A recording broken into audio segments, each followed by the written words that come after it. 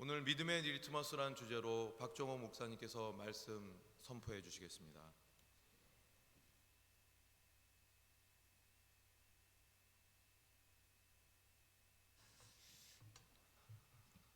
할렐루야. 여러분, 리트머스 시험지라는 것을 아십니까? 학창 시절에 여러분들이 한 번쯤은 다 리트머스 시험지를 써보셨을 것이고, 또 여기 앉아있는 학생들 중에도 지금 또 그것을 공부하는 아이들도 있을 겁니다. 특별히 우리 교회에는 화학과 졸업생들이 많이 있습니다. 그래서 유집사님 딸도 화학과 출신이고, 저희 아들도 화학과 출신이고, 또 여기 있는 은옥이도 화학과 출신이고, 이상하게 화학과 출신들이 많은데, 화학과, 제가 저희 아들한테 물어봤습니다. 리트머스 시험지를 아느냐?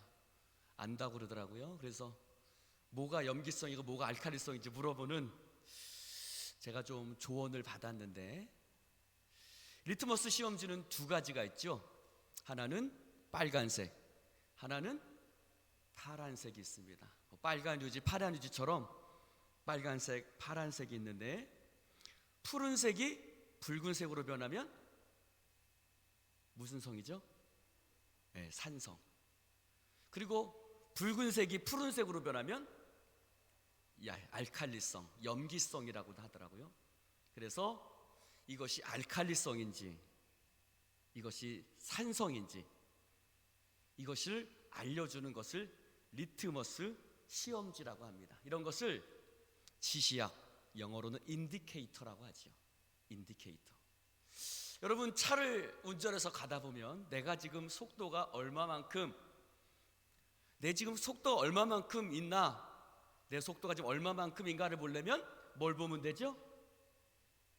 자동차의 계기판을 보면 됩니다. 계기판에 뭐가 있어요? 속도계가 있죠. 속도계에 숫자들이 쓰여져 있고, 당신이 지금 몇 킬로미터로 가고 있습니다라는 그런 속도계, 인디케이터가 있습니다. 그러면 우리 영혼의 리트머스 시험지는 뭘까요? 우리 영혼이 지금 잘 되고 있는가? 우리 영혼이 지금 건강한가? 우리 마음이, 우리 심령이 하나님과 가까운가? 우리가 정말 하나님 앞에 내가 믿음 생활 정말 잘하고 있는가 하는 것을 알 수 있는 어떤 시험지, 인디케이터, 계기판, 그것이 뭘까요? 그것은요, 성경책입니다. 하나님과의 말씀과의 거리가 내 영혼의 계기판입니다. 하나님과의 말씀, 하나님의 말씀과의 거리가 가까우면 내 영혼이 건강한 것이고, 하나님의 말씀과의 거리가 멀면 내 영혼이 조금 더 건강해져야 된다는 뜻이에요. 자, 여러분 한번 성경책 한번 들어보세요. 자, 성경책 들어보세요. 다 들어보세요. 어린아이들도 들어보세요. 자, 성경책, 오늘 자기 성경책 안 가져온 사람 손 들어보세요. 나는 지금 내 성경책 아니고 성전에서 굴러다니는 거 나 지금 저기 뒤에서 하나 가지고 왔다. 솔직히 손 들어보세요. 저 뒤에 손 들었네. 네. 여러분, 어린아이들에도 꼭 자기 성경책 사주시기 바랍니다. 할렐루야. 할렐루야. 꼭 자기 성경책 갖고 다녀야 됩니다. 여러분, 여러분의 성경책 한번 들어보세요. 여러분, 자기 성경책 없는 분들도 있죠? 그리고 이렇게 생각하는 분들, 야, 오늘 다행히 내가 오늘 성경책 가져왔다 하고 생각하시는 분들이, 여러분 성경책 한번 펴보세요. 성경책 한번 펴보세요. 성경책이 깨끗해요, 너덜너덜해요? 너무 당당하네요. 깨끗해요, 너덜너덜해요? 여러분 성경책의 안에 속지를 보면 여러분의 영혼의 상태를 알 수 있어요. 성경책이 밑줄 하나 안 그어져 있고 깨끗하다, 몇 년을 됐는데도 아직도 깨끗하다, 근데 겉에만 바래져 있다. 왜? 자동차 뒤에다가 맨날 놓고 햇볕 쬐니까 겉에는 바래져 있고 속은, 한번 여러분 성경책 한번 펴보세요. 성경책 한번 속에 한번 펴보세요. 속이 너덜너덜한가? 침 묻은 자국도 좀 묻어 있어야죠. 왜요? 이렇게 침 묻혀가지고 하다 보니 성경책 침자국 있어요, 없어요? 밑줄 그어져 있어요, 없어요? 좀 찢어지기도 하고 테이프로도 붙이고 너덜너덜합니까? 깨끗합니까? 예?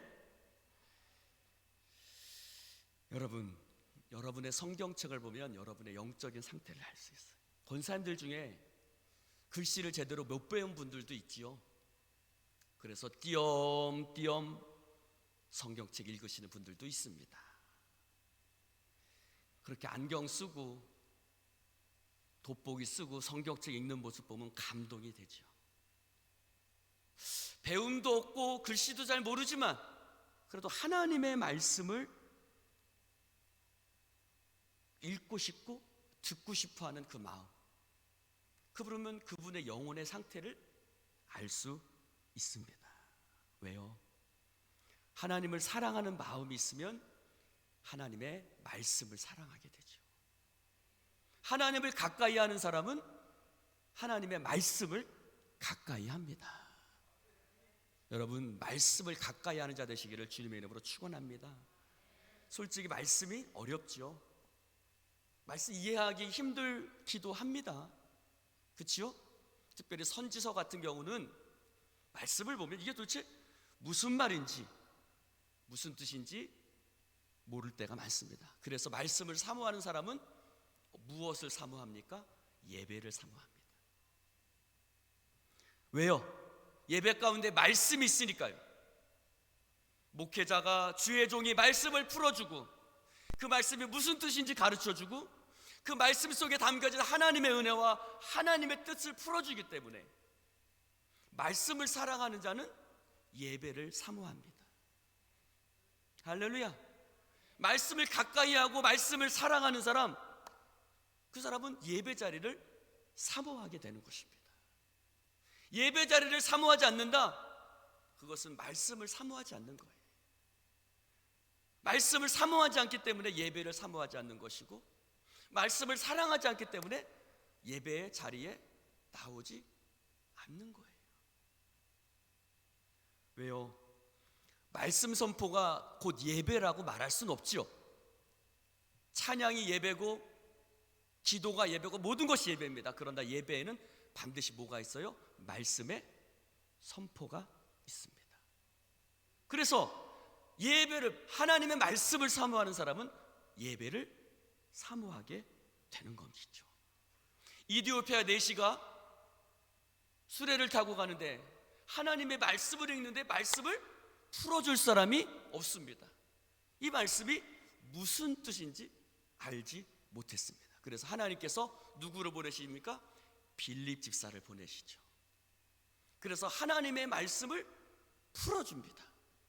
하나님의 말씀을 풀어주니 그 마음이 너무나 시원합니다. 깨닫지 못했던 하나님의 은혜, 깨닫지 못했던 하나님의 뜻, 깨닫지 못했던 하나님의 놀라운 권능을 깨달으니 이디오피아 내시는 너무 기뻤습니다. 그래서 어떻게 해요? 가다가 발길을 멈추고 그곳에서 세례를 받지요. 사랑하는 성도 여러분, 여러분이 예배를 사모함이 없다면 여러분의 영적인 건강 상태를 한번 체크해 보셔야 됩니다. 아멘들 안 하시네요. 할렐루야. 여러분이 말씀을 사모하는 것이 없다면 여러분 영적인 건강 상태를 한번 점검해 보셔야 돼요. 할렐루야. 할렐루야. 131절을 보면 이렇게 말씀합니다. 131절 같이 한번 읽어볼까요? 시작. 내가 주의 계명들을 사모함으로 내가 입을 열고 헐떡였다는 것입니다. 여러분, 말씀을 선포하러 보면 하나님의 말씀에 헐떡이는 사람들이 보여요. 정말 하나님의 말씀을 빨아들이는 사람들이 보여요. 마치 종이가 흡수하듯 물을 흡수하는 것처럼 하나님의 말씀에 갈급해가지고 하나님의 말씀에 귀를 쫑긋하고 듣는 사람들이 있습니다. 말씀에 헐떡이는 분들이죠.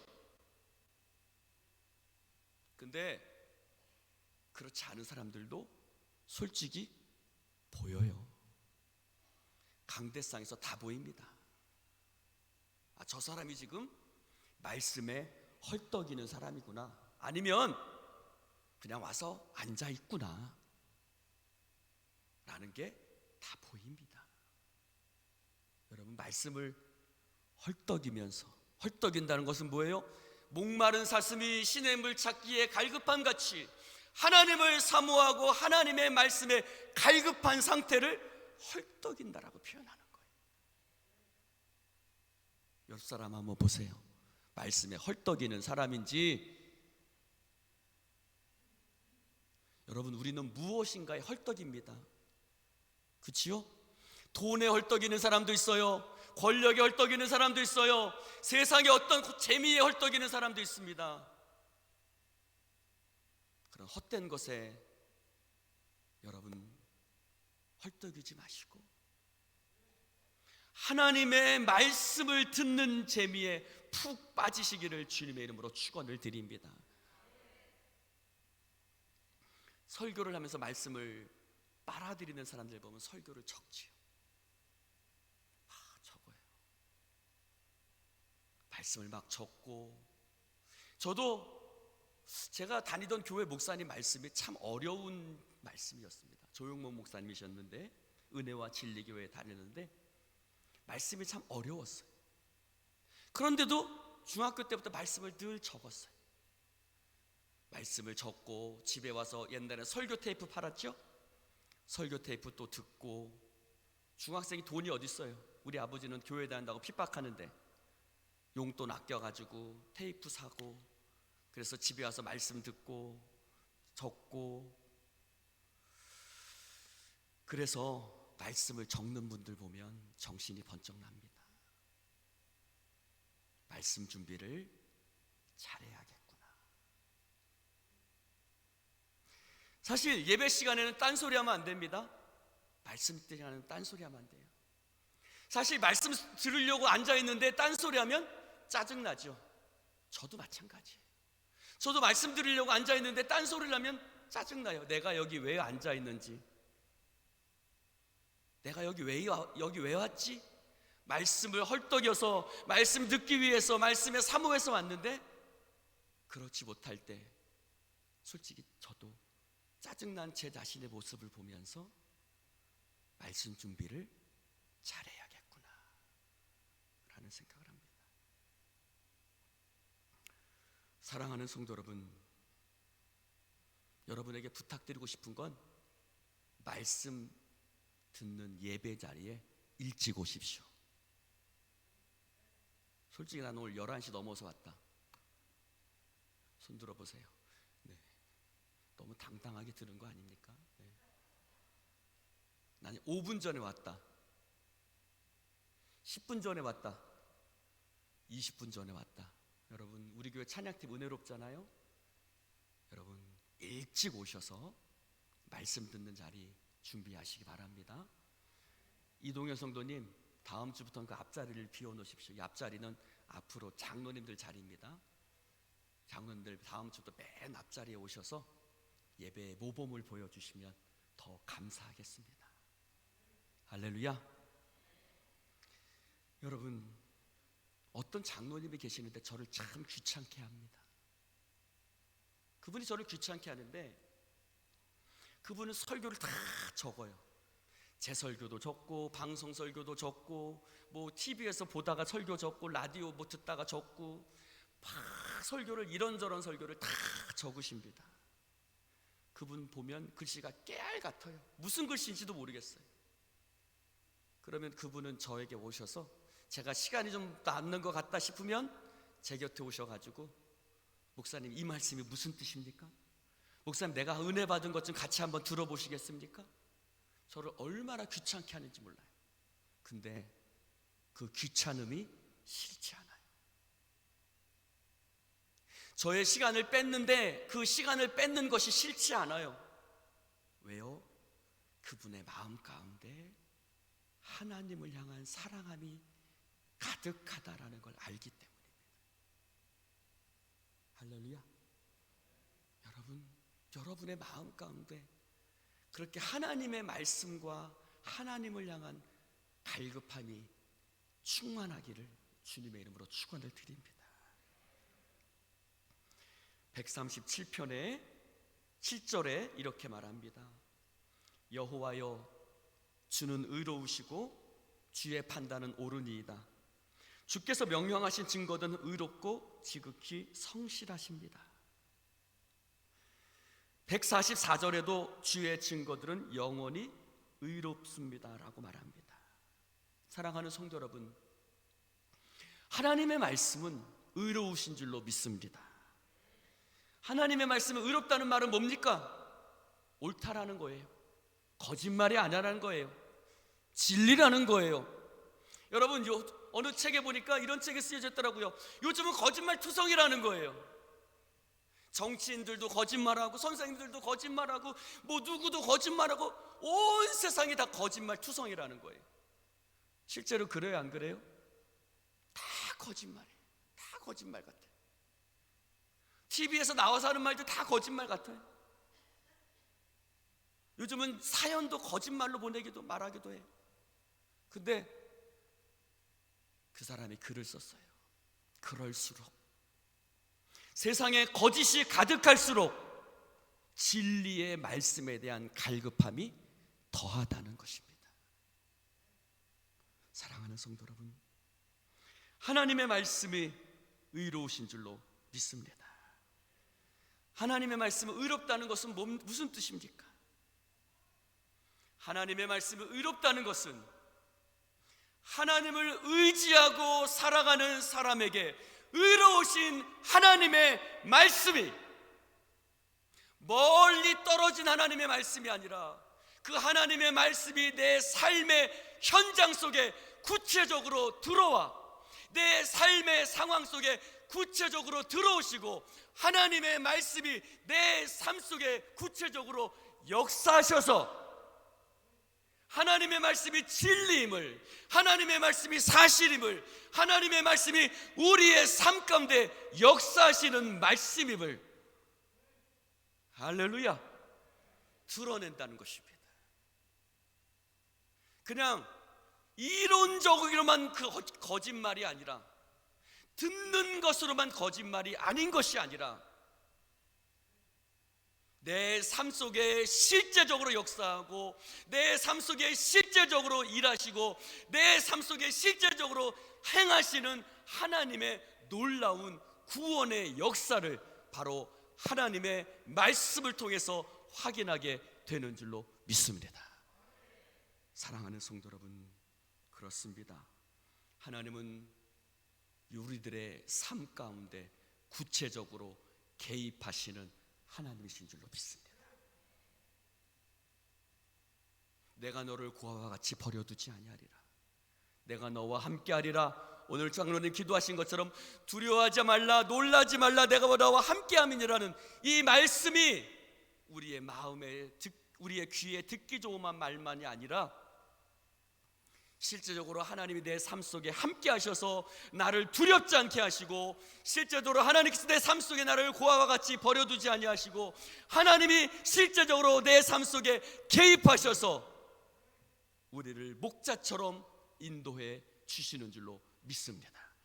이것이 바로 하나님의 말씀이 의롭다라는 뜻입니다. 사랑하는 성도 여러분, 우리가 어떤 상황 속에서라도 하나님을 바라보기 시작할 때,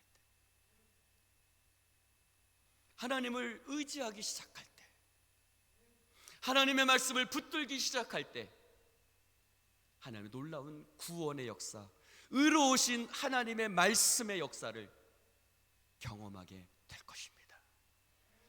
사랑하는 성도 여러분, 다윗이 하나님을 바라볼 때 하나님께서 다윗을 사울에게서 건져주셨습니다.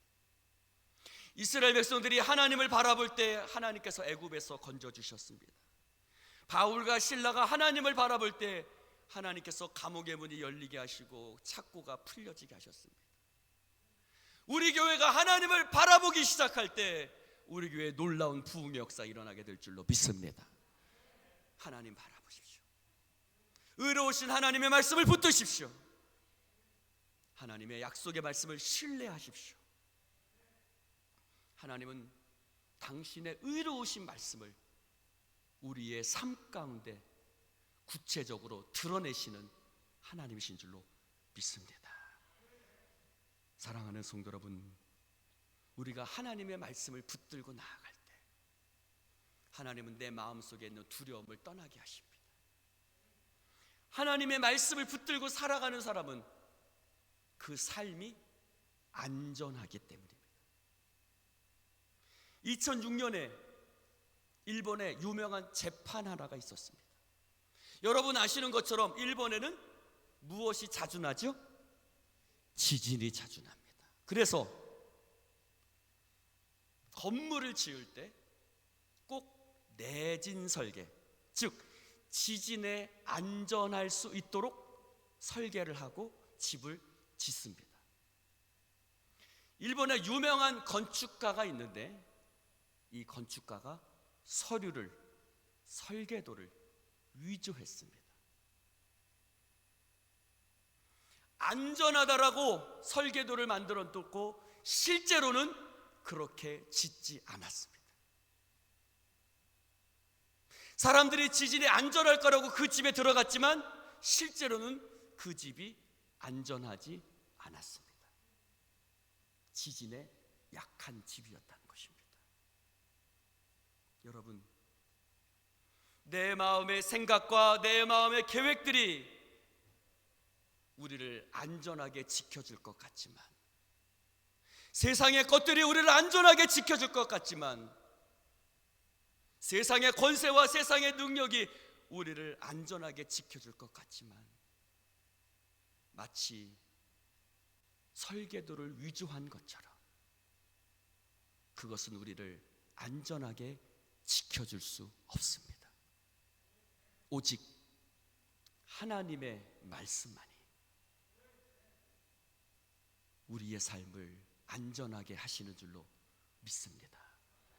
우리 교회가 어떻게 안전할 수 있습니까? 우리 교회가 안전할 수 있는 이유는 우리 교회가 하나님의 말씀 가운데 거할 때 우리 교회를 하나님께서 지켜주실 줄로 믿습니다.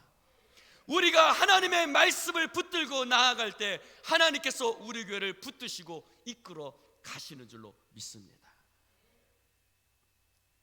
온 땅이 흔들려도,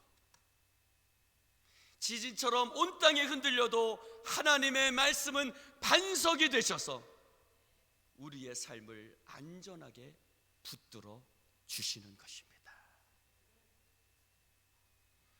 140절에 이렇게 얘기를 하지요. 주의 말씀이 심히 순수함으로 주의 종이 이를 사랑하나이다. 하나님의 말씀은 순수하다. 수많은 재련 과정을 거친 금처럼. 근데 저는 이 말씀을 이렇게 해석합니다. 내 영혼이 수많은 고난을 거치고 힘들고 어려운 시간들을 통해서 하나님의 말씀을 더욱 붙들게 된다는 것입니다. 평안할 때는 하나님의 말씀이 얼마나 귀한지 모르죠. 그러나 고난이 찾아오면, 힘든 시간이 찾아오면 하나님의 말씀을 더욱 붙들게 됩니다. 그래서 143절에 이렇게 얘기를 합니다. 같이 한번 읽어볼까요? 143절 시작. 환난과 우환이 내게 미쳤으나 주의 계명은 나의 즐거움이니이다. 아멘. 하나님을 신뢰하는 사람은요, 하나님을 신뢰하는 사람은 환난과 우환이 미칠 때도 하나님의 말씀을 사랑하는 사람인 줄로 믿습니다. 아니, 환난과 시험이, 환난과 우환이 미칠수록 더욱더 하나님의 말씀을 붙드는 사람인 줄로 믿습니다. 여러분의 삶에 환난과 우환이 있습니까? 말씀을 붙드십시오. 환난과 우환이 마치 리트머스 시험지 같습니다. 환난과 우환이 다가올 때 우리의 신앙의 상태를 알 수 있다는 거예요. 평소에는 몰라요. 평소에는 자신의 그 사람의 신앙의 수준이 드러나지 않아요. 하나님과의 말씀과의 거리를 몰라요. 그러나 환난과 우환이 다가올 때 그 사람이 진짜 하나님을 사랑하는 사람인지, 그 사람이 진짜 하나님을 믿는 사람인지, 정말 하나님을 신뢰하고 하나님을 의지하는 사람인지 환난과 우환이 다가올 때 드러납니다. 다윗은 환난과 우환이 다가올 때 여호와는 나의 목자시니라고 노래했습니다. 그러나 사울 왕은 점쟁이를 찾아갔습니다.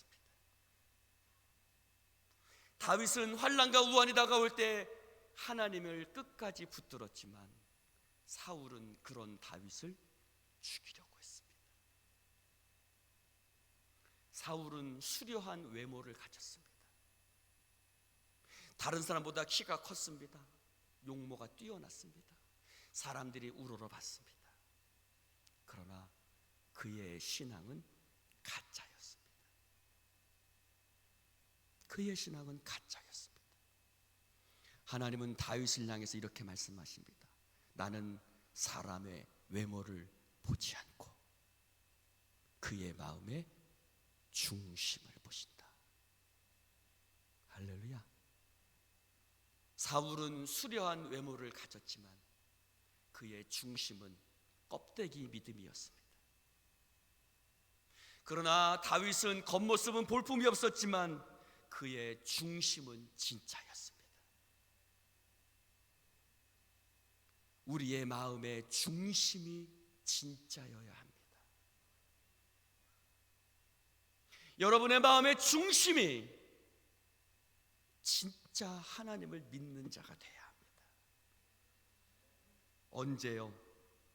환난이 다가올 때, 어려움이 다가올 때 내가 진짜인지 가짜인지 리트머스 시험지처럼 나를 드러낸다는 것입니다. 마치 태풍이 불면 건물의 겉면을 화려하게 감싸고 있던 것들을 다 벗겨지는 것처럼, 그래서 그 건물의 실체가 드러나는 것처럼 환난과 우환이 다가올 때 내 믿음의 실체가 드러납니다.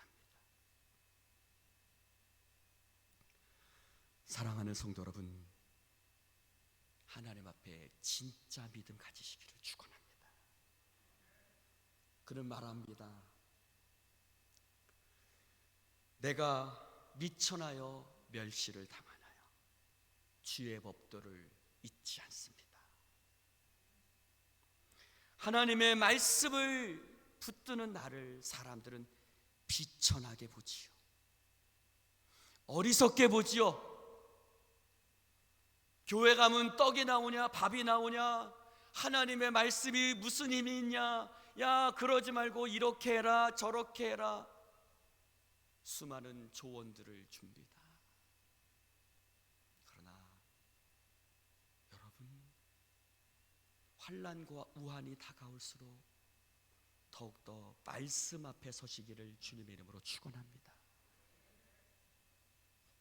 환난과 우환이 다가올수록 더욱더 기도하는 자리에 서시기를 축원합니다.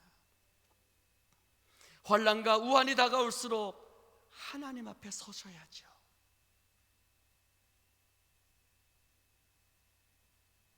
하나님 앞에 서셔야 합니다. 말씀을 붙들고 그의 음성에 귀를 기울이며 무릎 꿇어 주님의 은혜를 구해야 합니다. 비록 세상은 나를 미천하고 나를 멸시할 수 있지만 나는 하나님의 말씀이 진리인 것을 깨닫기 때문에 나는 하나님의 말씀을 잊지 않습니다. 사랑하는 성도 여러분, 139절에 이렇게 얘기합니다. 같이 한번 읽어볼까요? 139절 시작. 내 대적들이 주의 말씀을 잊어버렸으므로 내 열정이 나를 삼켰나이다. 하나님의 말씀을 잊어버렸다. 여러분, 이건 잊어버렸다는 건 기억하지 못한다는 말이 아닙니다. 하나님의 말씀에 대한 지식이 없다는 말도 아닙니다. 그것은 하나님의 말씀을 알면서도 신뢰하지 않는 것을 이야기합니다. 하나님의 말씀을 알지요. 말씀에 대한 지식도 있습니다. 그러나 환난과 우환이 다가올 때 더 이상 하나님의 말씀을 붙들지 않습니다. 하나님을 신뢰하지 않습니다. 예배를 드리고 말씀을 듣지만 하나님에 대한 신뢰가 없습니다. 하나님의 신실하심을 믿지 않습니다. 말씀에 주의하지 않습니다. 말씀에 순종하지 않습니다. 하나님의 말씀대로 살려고 하지 않습니다. 하나님의 말씀을 잊어버린 사람들입니다. 교회를 다니고 예배를 드리지만 하나님의 말씀을 잊어버린 사람들도 많습니다. 우리 원두막교회 성도들은 그러한 사람 한 사람도 없기를 주님의 이름으로 축원을 드립니다. 예수님께서 하나님의 성전에서 장사하는 사람들을 보았습니다. 돈 바꾸고 매매하는 자들을 보셨습니다. 예수님의 마음속에 분노가 치밀어 올랐습니다. 상을 둘러 부시고 채찍으로 노끈으로 채찍을 만들어 그들을 내어 쫓으셨습니다. 하나님의 열정이 그를 삼켰습니다. 같은 말씀입니다. 하나님의 말씀을 붙들지 않는 사람들, 하나님의 앞에 순종하지 않는 사람들, 하나님 앞에 무릎 꿇지 않는 사람들, 하나님을 신뢰하지 못하는 사람들, 하나님을 바라보지 못하는 사람들을 바라보며 안타까움을 느낍니다. 아버지, 저들도 하나님을 신뢰하게 하여 주시옵소서. 비느하스가 일어나서 하나님 앞에 순종하지 않았던 자들을 창으로 찔러 죽였던 것처럼 하나님 앞에 거룩한 분노가 일어납니다. 사랑하는 성도 여러분, 우리가 하나님을 신뢰하는 것, 그것이 우리의 삶을 144절에게 합니다. 살게 하소서. 하나님을 붙드는 사람이 삽니다. 하나님의 말씀을 붙드는 사람이 삽니다. 하나님의 말씀을 신뢰하는 교회가 삽니다. 사랑하는 성도 여러분, 인간적인 방법, 인간적인 생각이 아니라 하나님을 붙들고 하나님의 말씀을 붙들 때 부흥의 역사가 일어나는 것입니다. 산다는 게 뭐예요, 여러분? 부흥이 리바이벌이죠. 리바이벌, 산다는 것입니다. 살아난다는 것입니다. 부흥은 살아나는 겁니다. 죽은 자가 살아나는 겁니다. 죽은 자가 살아나는 거예요. 죽은 신앙이 살아나고, 죽은 기도가 살아나고, 죽은 믿음이 살아나고, 죽은 심령이 살아나는 게 부흥입니다. 언제 살아난다고요? 하나님의 말씀을 붙들고 하나님의 말씀을 깨달을 때 살아난다는 것입니다. 우리 교회가 하나님을 붙들 때 우리 교회에 부흥의 역사가 있습니다. 여러분이 하나님의 말씀을 붙들 때 여러분의 가정이 살아납니다. 여러분, 하나님과의 말씀의 거리를 좁히십시오.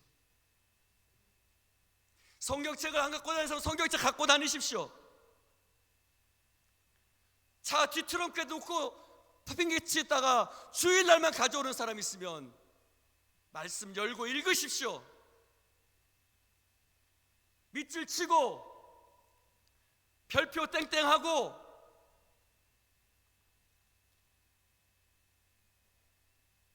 그래야 삽니다, 여러분. 그래야 살아요. 하나님의 말씀을 가까이 하지 않고 그 영혼이 살아날 수 없습니다.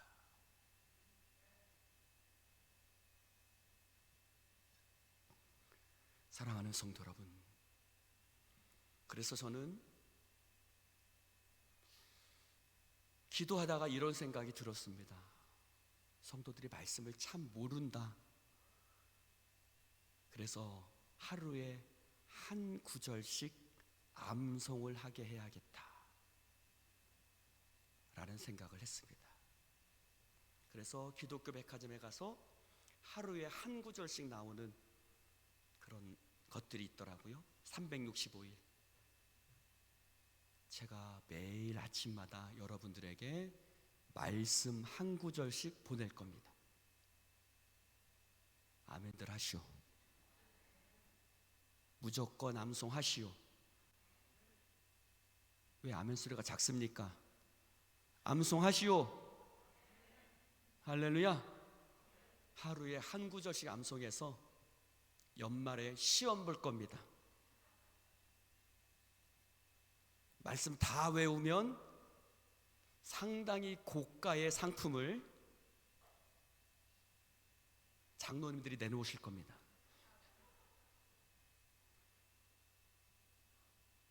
한 목사님도 하나 내놓으실 겁니다. 저도 내놓겠습니다. 그래서 말씀을 암송해야겠다. 말씀을 가까이 해야겠다. 목사가 뭡니까? 목사는 성도들이 말씀을 가까이 하도록 돕는 사람이 목사지 않겠습니까? 그러니 무조건 암송하십시오. 아따, 아멘 소리 작습니다. 어린아이들도 암송하십시오. 아윈이 끄떡였어. 여러분 모두 다 하루에 한 구절씩만 암송합시다. 여러분, 말씀과 내가 얼마나 가까이 있느냐 하는 것이 내 영혼의 건강을 체크하는 리트머스 시험지가 되는 것입니다. 여러분, 말씀을 가까이 할 때 우리 영혼이 살아나고 우리의 믿음이 살아나고 우리의 가정이 살아나고 우리 교회가 살아나고 하나님의 백성들이 하나님의 말씀을 가까이 하고 하나님 앞에 무릎 꿇고 기도하며 말씀에 헐떡일 때 이 대한민국이 살아나게 될 줄로 믿습니다. 말씀에 살아나는 교회, 말씀이 살아있는 교회 되기를 주님의 이름으로 축원을 드립니다. 하나님 아버지 감사합니다. 오늘 주님 말씀 나누게 하시니 감사를 드립니다.